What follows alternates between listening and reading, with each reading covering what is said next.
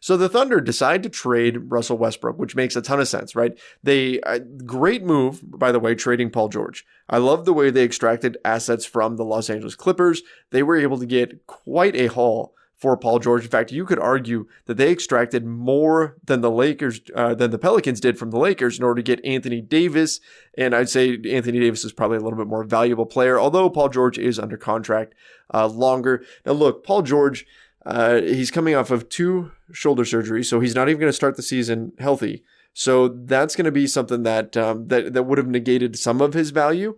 But the Thunder were able to still play the Clippers and basically say, look, you need Paul George in order to get Kawhi Leonard as well. And they got a ton of picks, right? An unprecedented haul of picks in exchange for Paul George. Plus they got a guy I really like in Shai Gilgeous-Alexander. And don't write off Danilo Gallinari.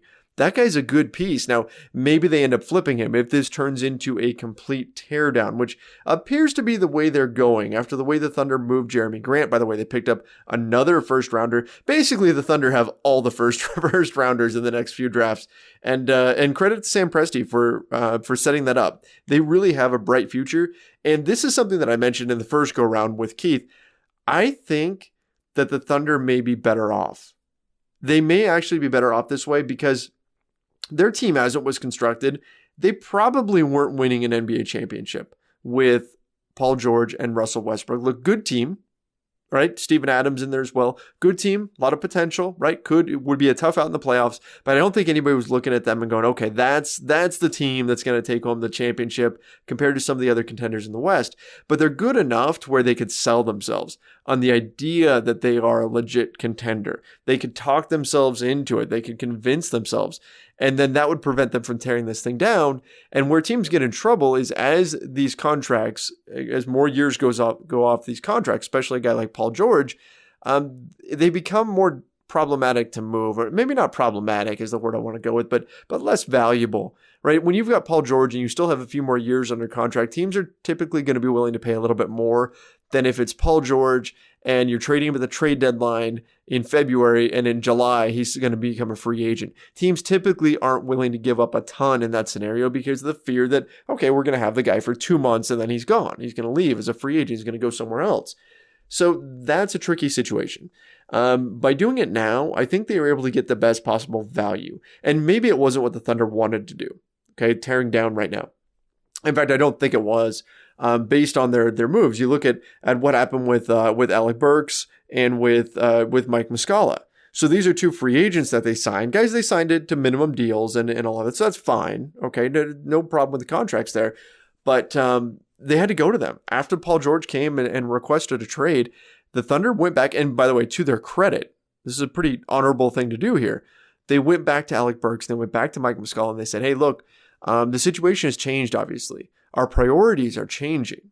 Okay, now that Paul George has requested a trade, now that we've had to ship him out, so your contracts aren't signed yet. We will still honor them. We will still sign you to the deals that we offered, but if you want to reevaluate and if you want to go somewhere else, we won't hold you to it. We're going to give you this opportunity because our situation isn't the same as when we signed you or as when we came to this agreement.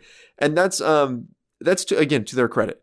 That's a stand-up thing to do, to go to those guys. And Alec Burks actually wound up going to the Golden State Warriors. Mike Muscala said, no, I'm good. I'll stick with you guys. But so anyway, the Thunder now are in a situation where they've got a ton of assets moving forward with these draft picks. Yes, they've lost a lot of talent, but the big question now for them, you've got Nerlens Noel on a 1-year deal. You've got some young guys. What do you do with Chris Paul?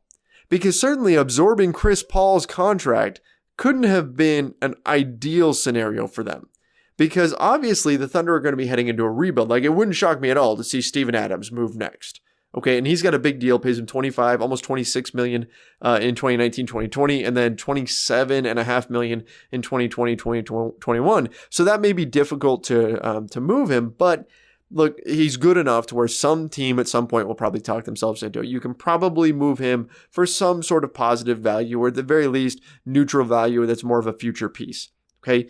Gallinari is on an expiring deal, so that's going to be an interesting addition there. You can keep him around. Maybe you hang on to him and then you wait till the trade deadline and you flip him for something, right? When a team realizes, hey, we need a little bit more scoring punch, he'd be a pretty good guy to go with. But Shai Gilgeous-Alexander plays point guard, and he's a guy that you really want to build around. Well, guess what? Chris Paul also plays point guard.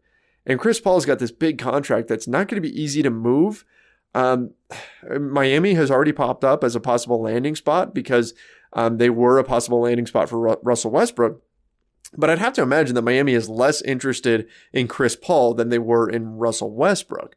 So what kind of assets do the Oklahoma City Thunder have to attach to Chris Paul in order to get Miami interested in absorbing his salary? Because that's really what we're talking about here, right? Chris Paul is definitely on the downward swing of his career. He's getting up there in years. And you're probably going to have to give up something in order to clear him off your books. Are the Thunder willing to do that? That's the question. Things could get pretty messy here. I know that there were a lot of people that on Twitter, as soon as the trade went down, they started saying, oh, the Thunder should just buy out Chris Paul. No, Chris Paul still has 3 years left on his deal. That buyout would be so expensive. To have that dead money sitting on your books would be insane. There's no way they're going to do that. Perhaps they can't find a spot to move him to. Look, if he doesn't go to Miami, I have a hard time seeing where he's going to go. A lot of teams in the league don't really have a whole lot of use for him or don't have the ability to trade for him because his salary is so big. They just don't have the contracts that can match it. You look at like a team like the Lakers would probably love to have Chris Paul at the right price, but they don't have the salaries to match a trade for him. So they can't do it. So there's a lot of teams out there that can't fit both of those requirements. You have to find a team that one, wants Chris Paul, and two, has the contracts necessary to trade for Chris Paul. And that's going to be tough. Not going to be easy for the Thunder. So the big question now is going to be what they do with CP3. How do they handle that situation? Clearly, they're trending towards a rebuild. I wouldn't be surprised if there's more moves coming here with guys like Steven Adams and some other players. But the bottom line is that they have set themselves up really well. They've got plenty of draft picks moving forward. They can rebound fairly quickly here, especially if they're able to really kind of gut themselves of a lot of their talent and just focus on picks, focus on getting a high pick in next year's draft. That means losing a lot of games and all of that. They can rebuild quickly based around the number of assets that they have. But again, it's going to be there's going to be all eyes on Chris Paul.